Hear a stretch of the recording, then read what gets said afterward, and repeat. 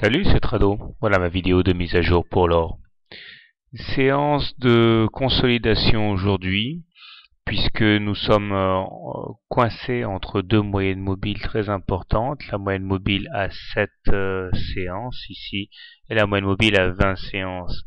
Donc si la M7 a été préservée aujourd'hui en clôture, eh bien, on ne peut pas en dire autant de la moyenne mobile à 20 séances, sous laquelle nous sommes maintenant coincés depuis 3 séances, et dont la pente commence à s'aplatir.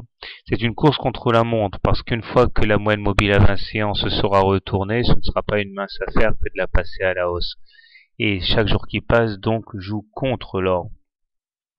Il demeure que la M7, qui à un moment a été bien enfoncé, eh bien n'a pas été enfoncé en clôture. La hauteur, la longueur de la mèche basse est d'ailleurs à ce titre assez encourageante, et nous terminons sur un quasi-doji puisque le niveau d'ouverture et des clôtures sont sensiblement équivalents.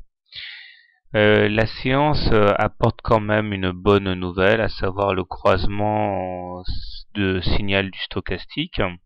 Malheureusement, le momentum reste négatif et le MACD plonge vers le sud tout en étant sous son signal.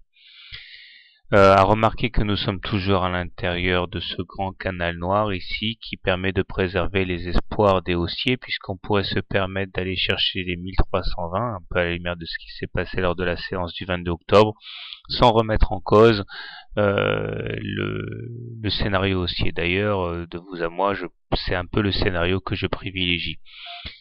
Donc, comment trader l'or demain? Si vous êtes haussier sur l'or, plusieurs solutions. La plus agressive serait d'acheter sur contact ou enfoncement de la M7. Stop loss en cas de clôture sous la M7. Objectif en intraday, aller chercher la M20 et en swing trading, aller dépasser la M20. Si par contre vous voulez être un peu plus conservateur, attendez de voir si la nouvelle attaque va chercher le bas du canal noir, auquel cas on pourrait avoir un point d'entrée intéressant. Les baissiers, eux, ont deux solutions également. La première, c'est sur contact de la M20 ou sur enfoncement de la M20, initier un short, un petit peu comme ce qui s'est passé lundi là. Stop loss en cas de clôture au-dessus de la M20, objectif en intraday la M7.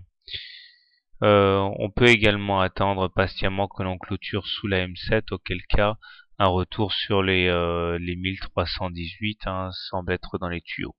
Voilà, personnellement, demain comme aujourd'hui et comme hier, étant donné que nous sommes en dessous d'une M20 croissante, on est pour moi sans tendance, ce qui signifie que je ne traderai pas l'or.